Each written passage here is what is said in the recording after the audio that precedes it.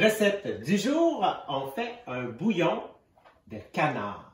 Donc, vous avez besoin d'un canard entier. Ça fait différent de la dinde, ça fait différent du poulet. OK? Donc, vraiment, on a acheté le canard en entier au lieu de déjà l'acheter détaché. On va vous donner quelques trucs pour le défaire, mais vous allez voir, c'est pas moi l'expert boucher. D'habitude, ça, c'est mon chum. Ensuite, vous avez besoin d'une carotte coupée en tronçons.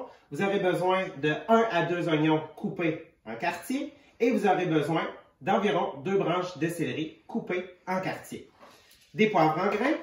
Un bouquet de fines herbes au choix. Ici, on a décidé d'y aller avec des feuilles de laurier, avec du romarin, avec du thym, ainsi que de la sauge. Donc, un bon bouquet de ce côté-là, ainsi que, bien évidemment, de l'eau pour compléter. Donc, ça, c'est notre base. On va mettre nos ingrédients de côté, parce que là, qu'est-ce qu'on va faire? On va venir travailler le canard, qui est la partie la plus difficile. Donc, on met ça ici. Et on va venir chercher notre canard. Donc, on va l'utiliser pour d'autres recettes. Donc, la première des choses que je voulais vous montrer, c'est qu'on a déjà retiré un des magrets. Donc, les magrets, en fait, qu'est-ce que c'est? C'est comme la poitrine du poulet, si on le compare. Donc, ça, on va pouvoir le mettre de côté parce qu'on va le réutiliser dans une autre recette. On va venir détacher aussi la cuisse. On en a déjà détaché une. Et là, qu'est-ce qu'on va faire? On va venir se sortir le restant de notre canard.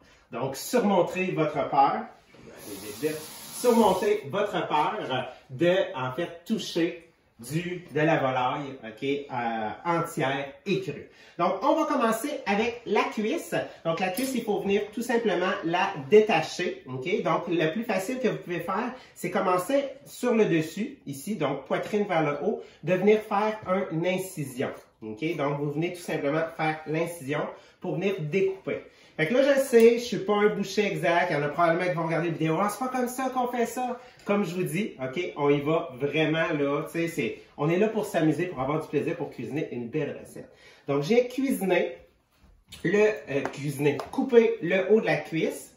Une fois que le haut est fait, qu'est-ce que je vais venir faire? Donc, je vais venir à l'endos, OK, pour pouvoir venir détacher. Donc, je viens tourner, puis là, qu'est-ce qui est important, OK? Oui, c'est de venir couper la peau. Vous allez voir, c'est beaucoup plus épais que du poulet. Mais là, il va falloir venir casser. Fait qu'il faut trouver jusqu'à où est-ce que la cuisse, OK, l'os de la cuisse vient. Et là, dans le fond, le plus simple que vous pouvez faire, qu'est-ce que c'est? C'est, en fait, bien évidemment, vous allez l'entendre, de venir casser. OK? C'est pas ce qui est le plus élégant, mais une fois que tu l'as cassé, OK, vraiment que tu as trouvé jusqu'à où est-ce que ton os venait, je veux juste être sûr, c'est qu'on va venir couper tout le tour pour détacher le tout. C'est ici. Et voilà. Et regardez ça.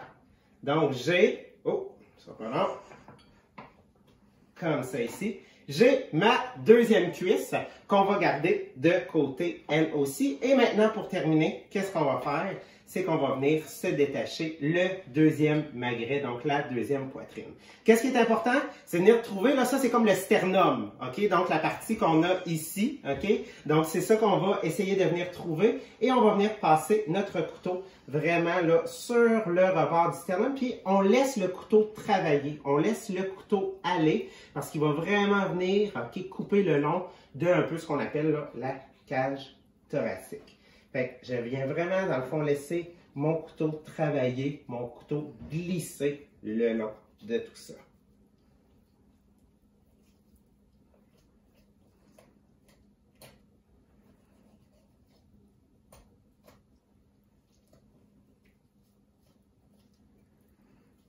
Et quand tu arrives au bout, tu vas le voir, là, c'est que tu vas retoucher comme à la peau. Donc là, tu vas savoir que tu es au bout vraiment de ton magret.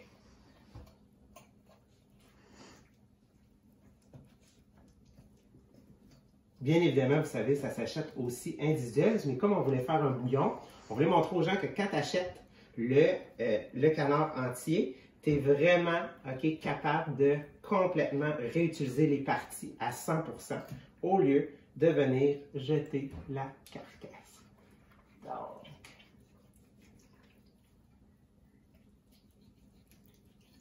comme ça ici. Et là, il me reste juste le bout à couper. Et là, Jean-Philippe, t'as réussi! Et voilà. Donc, oh, ça sera pas long. Comme ça, juste ici. Et voilà. On a, en fait, le deuxième magret. Donc, vous voyez, c'est vraiment comme une viande rouge. Et ça aussi, on va la mettre de côté. Maintenant, la dernière chose qu'il nous reste à faire, c'est que là, on va utiliser notre carcasse. Je vais juste refaire un petit nettoyage vite. Et là, dans le fond, pour faciliter, vous pouvez utiliser différentes sortes de couteaux. Vous pouvez y aller avec un couteau de chef. Vous pouvez décider d'y aller avec, en fait, le couteau de boucher, comment vous êtes à l'aise. Et en fait, vous pouvez y aller aussi avec des ciseaux de voleur. Moi, c'est ça que je vais décider d'utiliser. Et bien évidemment, si vous utilisez un couteau, assurez-vous à 100% qu'il soit très bien aiguisé. Donc, je vous donne le petit cours 101 vite de comment utiliser nos aiguisoirs. Donc, ça y va en deux parties. Donc, la première partie, c'est vraiment, en fait, la partie rugueuse. Donc, tu as donné juste quelques coups, OK? Donc, qu'est-ce que ça va faire? C'est que ça va ramener le filet, OK, de la lame droite. Et là, pour terminer, pour vraiment l'affûter, tu vas venir passer quelques coups ici, de ce côté-là. Puis, bien évidemment, avant de recouper, tu viens tout simplement essuyer parce que ça l'a fait des petites poussières. Mais là, comme je l'ai dit, moi, je vais utiliser, en fait, les ciseaux à volaille.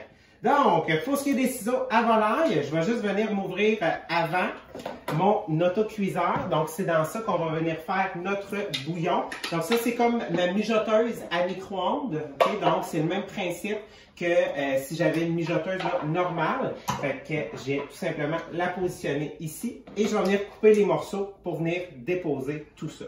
Fait qu'on y va, OK?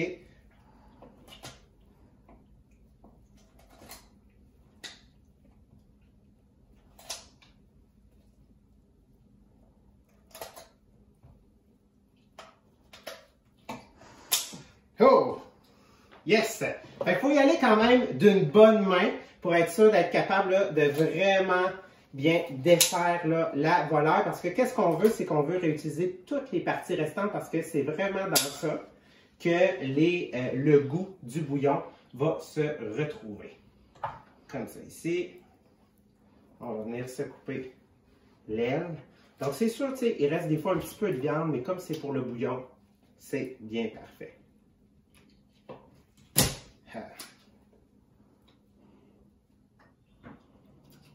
Bon, il veut niaiser avec moi. Comme ça ici. Donc, ensuite, on va venir tout simplement là, couper la carcasse. Donc, c'est vraiment de la couper là, en plusieurs morceaux pour que ça rentre facilement dans le contenant, tout simplement, là, de l'autocuiseur. Comme ça ici. Comme ça. Et, même principe, on va venir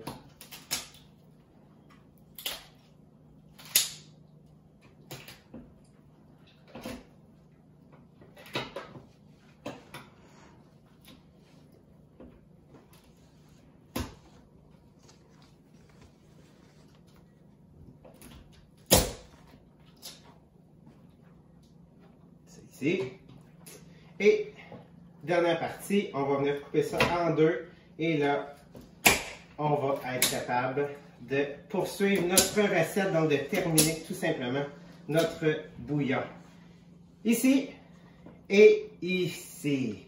Comme ça. Donc, je me rince les mains.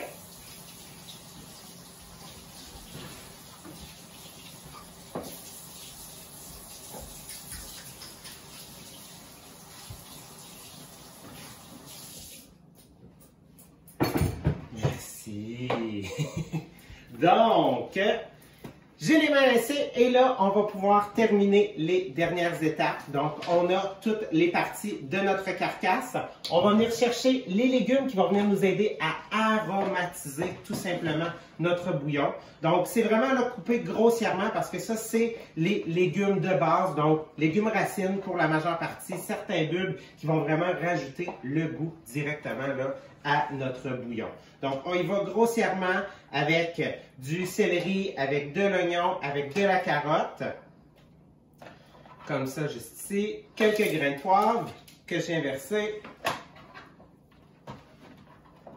Donc, On le remplit bien comme il faut. Et pour terminer, on va venir rajouter les fines herbes sur le dessus pour qu'à la fin, ça soit facile à retirer quand on va venir l'ouvrir.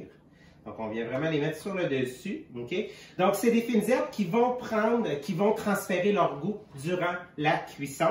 Comme ça, juste ici. Et pour terminer, c'est important de couvrir complètement d'eau. Okay? Donc, il faut vraiment que la carcasse soit recouverte. Les légumes, c'est pas trop pire parce qu'en cuisant, ils vont dégager une partie d'eau. Donc, avez-vous vu, il m'en manque un tout petit peu.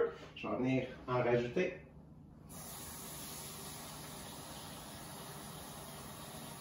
Et voilà, jusqu'à ma ligne maximale. Et je vais venir tout simplement